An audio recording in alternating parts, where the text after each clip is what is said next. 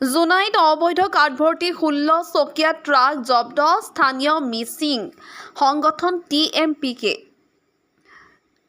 জোনাইত মঙলবাৰে সন্ধিয়া অসম অৰুণাচল প্ৰদেশৰ সীমান্তৱৰ্তী জোনাই ৰুকছিন বিশেষ সূত্ৰৰ খেদি মিচিং জাতীয় সংগঠন TMPKৰ কৰ্মীয়ে অবৈধ কাঠভৰ্তি এখন 16 চকীয়া ট্ৰাক জব্দ কৰে।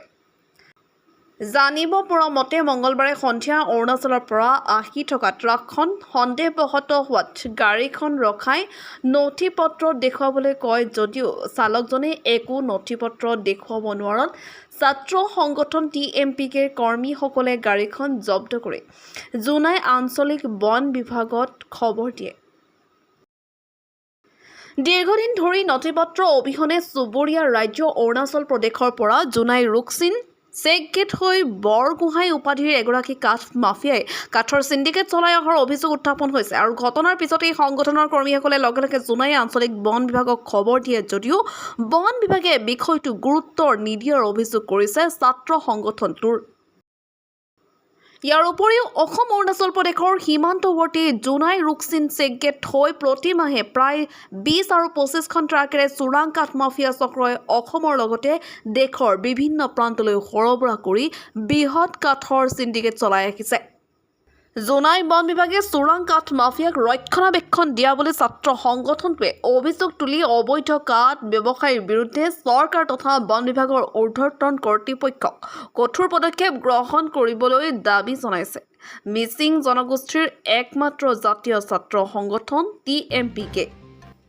ট্ৰাকখন দেখা পালোঁ যে অলপ সন্দেহ হ'ল, সন্দেহ হৈ আমি গাড়ীটো ৰখালোঁ। তাৰপিছত চালোঁ যে গোটেই আপোনাৰ কাঠেৰে ভৰপূৰ ট্ৰাকখন।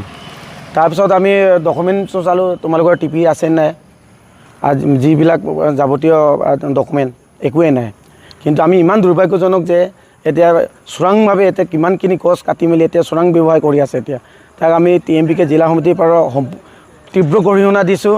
যিটো কাঠ 6টা বজাৰ পিছৰ পৰা এইসকলক কাঠ নিব নোৱাৰে, কিন্তু আমি গম পাইছোঁ 7:30 বজাত এই গাড়ী আমি ধৰিছোঁ। এইটো গতিকেলৈ আমি প্ৰশাসনক অনুৰোধ জনাইছোঁ আৰু ফৰেষ্ট ডিপাৰ্টমেণ্টক অনুৰোধ জনাইছোঁ যে এনেধৰণৰ চোৰাং কাৰবাৰত সহযোগ কৰিব নালাগে আৰু অতি তীব্ৰ একশ্যন কৰিব লাগিব। যদি নহয় আমি TMPK জিলা সমিতিয়ে আমি নিজস্বভাৱে আমি অভিযান আৰম্ভ কৰিম। তাত লাখ লাখ টকাৰ কাঠ হয়, কিন্তু ইয়াত একো কাগজ পত্ৰ নাই।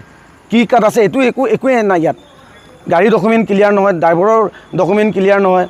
ইয়াত কিমান এটা ডাঙৰ এটা চিণ্ডিকেট চলি আছে এইটো, আৰু এই চিণ্ডিকেট আমি যোনে জিলা সমিতিৰ পৰা আমি উৎখাত কৰিব চেষ্টা কৰিম। ইহঁতে নিগলক বুলি কৈছে, কিন্তু আপুনি এটা ক'ব একো ডকুমেণ্টে আমি কি বিশ্বাস কৰিম নিগলকৰ পৰা আনিছে বুলি। সেইটো প্ৰশাসন নিশ্চয় ইয়াত জড়িত আছে, কাৰণ প্ৰশাসনে যদি এলাউ নকৰে সিহঁতে কেনেকৈ পাৰ হ'ব পাৰিব। লগতে আমি এতিয়া সন্দেহ উপজে ফৰেষ্ট ডিপাৰ্টমেণ্টো জড়িত হ'ব পাৰে। ইমানখিনি এটা ট্ৰাক ভৰ্তি কাঠ কিমান ছেফটিৰ হ'ব আপোনালোকে নিজে আপুনি চাই ল'ব। ফৰেষ্টৰ মানে আমি যোগাযোগ কৰি এতিয়ালৈ আহিয়ে পোৱা নাই। আমি এতিয়া ৰখীয়া কৰি আছোঁ এইটো গাড়ীৰ কাৰণে। আমি এতিয়া 1.5 ঘণ্টা হৈ গ'ল, 1.5 ঘণ্টা 2 ঘণ্টাই হৈছে আৰু আমি আলম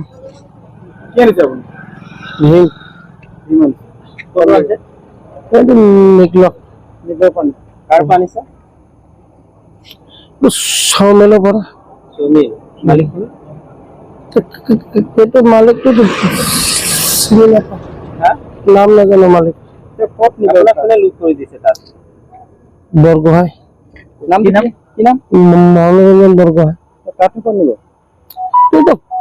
ক'ত যায় তো গুৱাহাটীও যাব পাৰে, নলবাৰীও যাব পাৰে। এতিয়ালৈকে চালান দিয়া নাই মোক। আছে বুলি কাটিছে বুলি কৈছে মোক, এতিয়ালৈকে মোক এতিয়ালৈকে দিয়া নাই মোক। দিব